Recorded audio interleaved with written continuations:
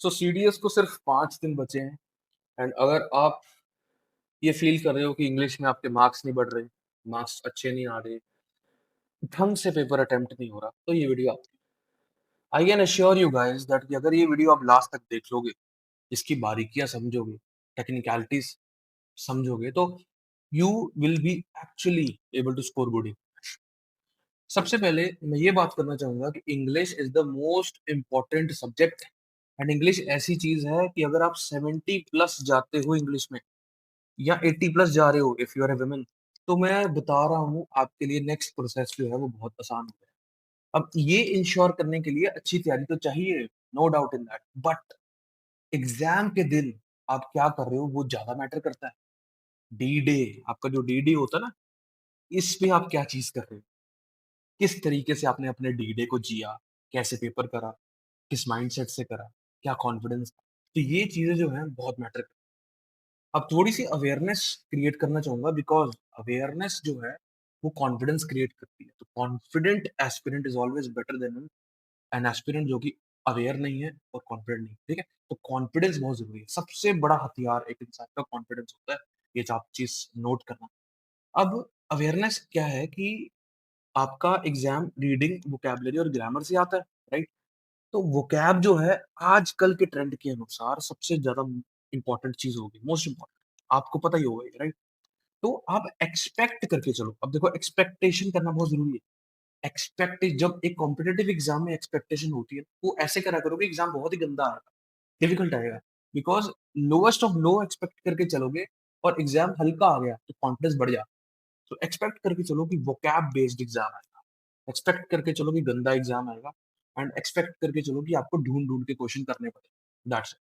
आप इस माइंडसेट से चलो और आप इस माइंडसेट को लेके आओ कि कोई बात नहीं, जैसा मर्ज़ी है मैं करूँ, ठीक है? तो ये चीज़ करो आप। तो रीडिंग, वोकैब्युलरी, ग्रामर आपको पता ही है, राइट?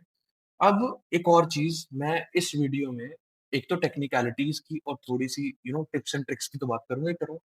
मैं और कुछ 2-3 क्वेश्चन्स एड्रेस करना चाहूँगा। एक मुझे सबसे ज़्यादा क्वेश्चन पूछा जाता है कि सर कितना अटेम्प्ट करें? तो मेरे भाई मैं आपको ये चीज़ बताता हूँ कि ये चीज़ बहुत सब्जेक्टिव है। This is very subjective thing. ये डिपेंड करता है कि पेपर का लेवल कैसा है, डिपेंड करता है कि क्वेश्चंस की डुएबिलिटी कैसी है, क्वेश्चंस कितने टफ हैं, राइट?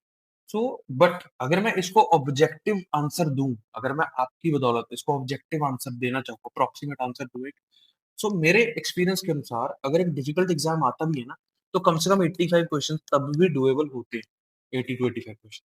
अगर एक मॉडरेट पेपर रहता है तो 90 क्वेश्चंस डुएबल रहते हैं, 90 प्लस क्वेश्चन।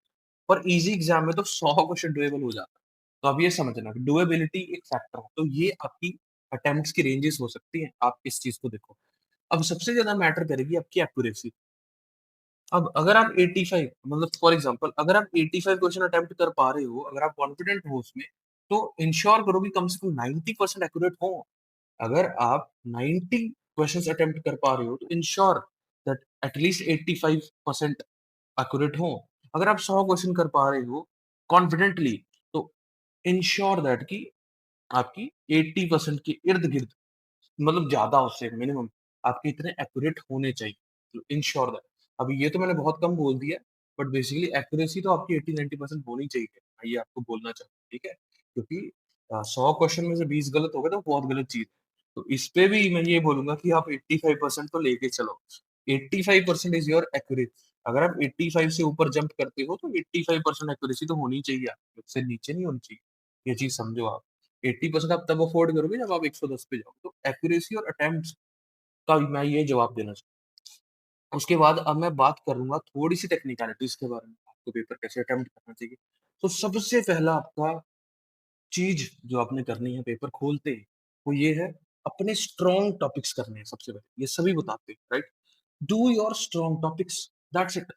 आपके जो 3, 4, 5 स्ट्रॉन्ग टॉपिक हैं, आपको पता है कि यार S1, S6 मेरा बहुत स्ट्रॉन्ग है, मेरा वोकैब्युलरी बहुत स्ट्रॉन्ग है, मेरी ये स्ट्रॉन्ग है, वो स्ट्रॉन्ग टॉपिक्स करो, पकड़ लो उसको। और स्ट्रॉन्ग टॉपिक करोगे, कॉन्फिडेंस बढ़ेगा। कॉन्फिडेंस बढ़ेगा तो प्रोडक्टिविटी ऑटोमैटिकली बढ़ेगी, मार्क्स ऑटोमैटिकली बढ़ेंगे। So please do your strong topics. Please do not start from 1 to 120, do not start पीछे से आगे से, कुछ नहीं। स्ट्रॉन्ग टॉपिक पढ़ो। आपको अवेयरनेस होनी चाहिए कि मेरे स्ट्रॉन्ग टॉपिक कौन से हैं। तो सबसे पहले तो उसकी अवेयरनेस। सबसे पहले तो अवेयरनेस लेके आओ, मेरे स्ट्रॉन्ग टॉपिक है कौन से? अभी 5 दिन है, सोचो कौन से, प्रैक्टिस करो उसकी और जाके वही चीज़ करके आओ, ठीक है? अगर आपके जो आपने चीज़ पकड़ी है और जो स्ट्रॉन्ग टॉपिक आपका डिफिकल्ट आ गया, तो उसको ड्रॉप करके दूसरे स्ट्रॉन्ग पे चले जाओ। ऐसा तो होगा नहीं ना सारी स्ट्रॉन्ग आ जाए, सारी आपकी जो स्ट्रॉन्ग है वो डिफिकल्ट हो जाए, तो ये चीज़ याद रखें। दूसरी चीज़ दूसरी चीज़ क्या है कि आपने एग्ज़ाम कैसे करना है, हाई लो, हाई लो। अब इसका क्या मतलब है? हाई एफर्ट वाला टॉपिक पहले, फिर लो एफर्ट, फिर हाई एफर्ट, फिर लो एफर्ट। यानी कि ये ऐसा टॉपिक है जिसमें दिमाग लगता है। जैसे फॉर एग्ज़ाम्पल आजकल जो S1, S2 आ रहे हैं, इसमें दिमाग लग रहा है। आपके S1, S6 दिमाग लगता है, क्लोज़ टेस्ट दिमाग। तो ऐसे टॉपिक्स के बीच में तड़का लगाते रहो लो एफर्ट टॉपिक्स का कि कुछ एंटोनिम्स वगैरह आ गए या फिर कुछ आपके वर्ड मीनिंग्स आ गया, कुछ आ गया। कुछ आपका ऐसा क्वेश्चन है जिसपे दिमाग कम लगता है। तो हाई एफर्ट टॉपिक करो, उसके बाद लो एफर्ट करो, फिर हाई एफर्ट करो, फिर लो एफर्ट करो, राइट? इससे क्या होगा, आपकी एनर्जी मैनेजमेंट होगी, आपकी प्रोडक्टिविटी मैनेजमेंट होगी और आप फ्रस्ट्रेट नहीं होगे, बोर नहीं होगे, ठीक है? तो high low, high low, high low इस तरीके से करो। अब ये जो 2 पॉइंट्स है ना, इनका मतलब क्या है कि अनऑर्गेनाइज्ड वे में एग्ज़ाम हो रहा है। अनऑर्गेनाइज्ड तो नहीं है, ये ऑर्गेनाइज्ड ही है, बट इस तरह से एग्ज़ाम हो रहा है कि मोनोटनी नहीं आ रही। 1 से लेके 120 करते हो या 120 से 1 करते हो, उसमें पता क्या होता है? आपका जो ब्रेन है ना, वो थक जाता है, प्रोडक्टिविटी नहीं होती। इसमें क्या है कि आप अपने ब्रेन को सरप्राइज़ दे रहे हो बार-बार, कुछ और उठा लिया, कुछ और। तो हमेशा अनऑर्गनाइज़्ड वे में एग्ज़ाम करो, आपका बहुत ज़्यादा फ़ायदा होगा। ये चीज़ मानता हूँ और मेरे खुद के 80 प्लस मार्क्स आए हैं और यही करके आए हैं।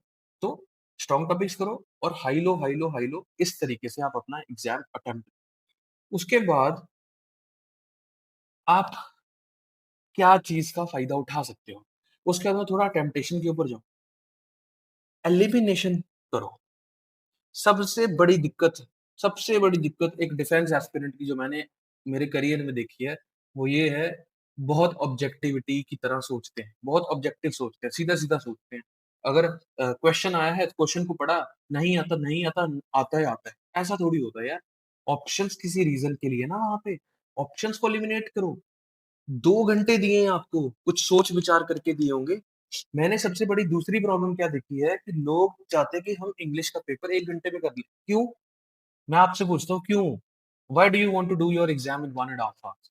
आपको क्यों 30-40 मिनट बचाने हैं? क्यों? आपने सोना है वहाँ पे? कैसी बातें कर रहे हो यार आप? तो 2 घंटे दिए हैं, यूटिलाइज़ योर 2 आवर्स। अपने 2 घंटे यूटिलाइज़ करो मेरे भाई। अगर आप यूटिलाइज़ नहीं कर रहे तो बहुत बहुत गलत बात है ये। एलिमिनेशन करो, कैसा क्या करो? स्टेटमेंट पढ़ो, नहीं आ रही उसको हिंदी में ट्रांसलेट करके समझो, ऑप्शंस पढ़ो, ऑप्शंस पुट करके देखो, देखो यार क्या बनेगा? नहीं, फिर भी नहीं हो रहा तो फिर छोड़ दो। तो इस तरीके से क्वेश्चन करने हैं, एलिमिनेशन ज़रूर करनी है और 2 घंटे यूटिलाइज़ करने हैं, put your head in the exam and 2 घंटे सब भूल जाओ, सिर्फ अपना एग्ज़ाम पे फोकस करो दैट्स ऑल। उसके बाद गट फीलिंग, मेरे भाई गट फीलिंग बहुत ज़रूरी है। आप क्वेश्चन पढ़ रहे हो, क्वेश्चन पढ़ के आपके मन में एक आंसर आया, आपने अब उसके ऊपर ओवरथिंकिंग कर ली, यार ये तो नहीं हो सकता, मैं तो गलत होता हूँ। ये चीज़ नहीं कर, you do not have to do that. अगर आपने वो चीज़ करी, तो आप गलत हो जाओगे। तो गट फीलिंग पे ट्रस्ट करो। मैं सच बता रहा हूँ 90% चांसेस होते हैं ये करेक्ट हो जाएगा।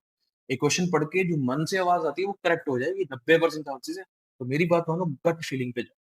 नंबर 3, ये थोड़ी जनरल बातें हैं जो गलतियाँ, आप कैलकुलेटिव रिस्क नहीं लेते। You do not take calculative risks. भाई कैलकुलेट करके रिस्क लो, कैलकुलेट करो, रिस्क लो, कैलकुलेटिव रिस्क्स लो, एलिमिनेट करो। अगर 2 ऑप्शन भी एलिमिनेट होते हैं, तो 50% चांस है भाई क्वेश्चन करेक्ट हो जाएगा। रिस्क लो। अब उसको कैसे लेना है? ऐसे नहीं कि सभी ऐसे कर दो। मैं तुम्हें थोड़ा-सा फिगर बताता हूँ ताकि आपकी हेल्प हो जाए। लेट्स सपोज कि आप 80 क्वेश्चन कॉन्फिडेंटली कर पाए। अब आपके पास 10 क्वेश्चंस ऐसे हैं जिनके आप 2 ऑप्शंस एलिमिनेट करके कैलकुलेटिव रिस्क ले सकते हो। अगर आप 90 क्वेश्चन कर पाए एलिमिनेट, अपने 90 क्वेश्चंस आप कर पाए, शॉर्ट शॉर्ट क्वेश्चंस आपके दिमाग में हैं, तो आप 15 क्वेश्चंस ऐसे हैं जो कैलकुलेटिव रिस्क ले सकते हो। अगर आप 100 क्वेश्चंस कर पाए शॉर्ट शॉर्ट, तो वैसे अगर मैं होता यहाँ पे मैं छोड़ देता। बट चलो फिर भी लालच करो इस एग्जाम में। तो 20 क्वेश्चन में स्टिल कैलकुलेटिव रिस्क लेता, अगर आई कैन अफोर्ड दैट, ठीक है? तो ये थोड़ा-सा चार्ट है जो आप फ़ॉलो कर सकते हो। ये है तुम्हारे शॉर्ट शॉर्ट क्वेश्चन्स, ये है तुम्हारे कैलकुलेटिव रिस्क। तो कैलकुलेटिव रिस्क भी लो, क्योंकि रिस्क लेने वाले बंदे के मार्क्स ही ज़्यादा है। ये मैं तो बता देता हूँ। सो 2 घंटे यूटिलाइज़ करो, एलिमिनेशन मेथड यूज़ करो, गट फीलिंग को ट्रस्ट करो, कैलकुलेटिव रिस्क्स भी लो और स्ट्रॉन्ग टॉपिक्स पहले करो, हाई लो के तरीके से जाओ, अनऑर्गेनाइज्ड वे में करो। ये तुम्हारा बेसिकली एक्यूरेसी का चार्ट है। ये तुम्हारा है कि भाई आपने डिफिकल्ट एग्जाम में कितने क्वेश्चन करने, मॉडरेट में कितने, तो मैंने इन सभी चीज़ों की अभी तक बात कर दी, राइट? तो इस चीज़ के बारे में अच्छे से समझ लो। अब उसके बाद मैं 2 और चीज़ों के बारे में बहुत इम्पोर्टेंटली बात करूँगा जो कि बहुत इम्पोर्टेंट है। Number 1, time awareness. देखो यार, टाइम की अवेयरनेस लेके आओ। सबसे बड़ी दिक्कत जो मैंने डिफेंस एस्पिरेंट्स में देखी है, वो ये है कि पहला जो 1 घंटा होता है ना, उसमें बड़े मज़ा करते हो आप, मज़े-मज़े पेपर करो। हाँ, ये तो कर लेंगे, धीरे-धीरे, धीरे-धीरे you will do the exam. फिर बाद में 1 घंटे में आप बुलेट ट्रेन बन जाते हो। तो वो चीज़ नहीं करनी, that is bad time aware time awareness लेके आओ। पहले मिनट से ही हर एक पार्ट का एक दिमाग में टाइम रखो कि मुझे ईडीएम फ्रेज़ेज़ 5 मिनट में करने हैं। एस1 एस6 मुझे 15 में करने हैं। पैसेज मुझे 20 में करना है, क्लोज़ मुझे 15। तो इस तरह से आप टाइम अवेयरनेस लेके आओ और फर्स्ट मिनट से ही लेके आओ। आई एम डैम श्योर आप अपना एग्ज़ाम अच्छे से कंप्लीट कर पाओगे। और एक और बात, आप लोग ना स्टक हो जाते हो। एक ऐसा क्वेश्चन है जैसे पैसेज का आ गया, जैसवन एसिड्स का। आपको पता है कि आपका हो जाएगा, बट हो नहीं रहा। 15 मिनट हो गए, आप उसी क्वेश्चन में फँसे रहो। तो ये नहीं करना, डू नॉट गेट स्टक। एक ना बहुत इम्पोर्टेंट बात है। बात क्या है कि भाई अगर एक कॉम्पिटिटिव एग्ज़ाम है ना, तो उसमें ये ज़रूरी नहीं है कि आप सारे क्वेश्चन 100% क्वेश्चन कर पाओ। बट उसमें ये ज़रूरी है कि आप 100% क्वेश्चंस देख पाओ। तो क्वेश्चन देखना in competitive exam is more important than question करना। ये चीज़ आप याद रखना, क्योंकि जितने क्वेश्चन देखोगे, उतना ही अपने आप को चांस दोगे क्वेश्चन अटेम्प्ट करने का। एंड 100% मार्क्स तो किसी के नहीं आते। आप इस चीज़ को भूल जाओ, ठीक है? तो टाइम के प्रति अवेयरनेस लेके आओ। फर्स्ट मिनट से टाइम को लेकर अवेयर रहो। जैसे मैंने बताया, एलिमिनेशंस करो, जैसे मैंने बताया स्ट्रॉन्ग टॉपिक्स करो, ये करो, वो करो। उस हिसाब से आप अपना करो, बट टाइम के प्रति एक अवेयरनेस। दूसरी बात, प्रेशर हैंडलिंग।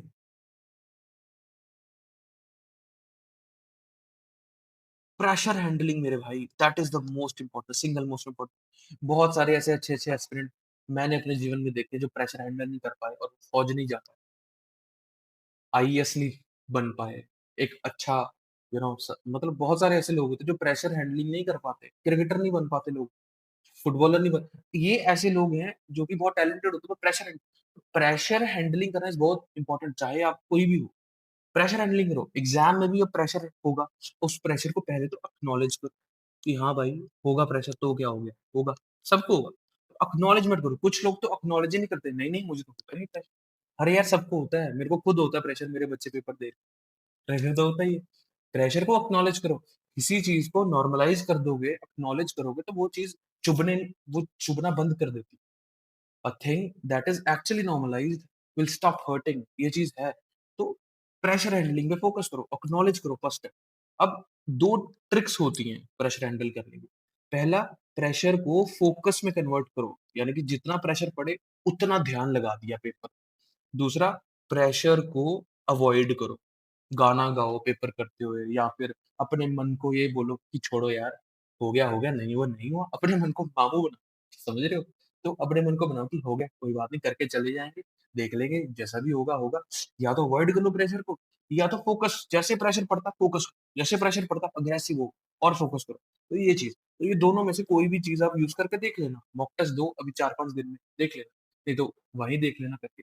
तो अगर कोई इंसान प्रेशर में बह जाता है, पैनिक कर जाता है, ये सोचने लग जाता है यार क्या होगा क्या? तो वो तो गया।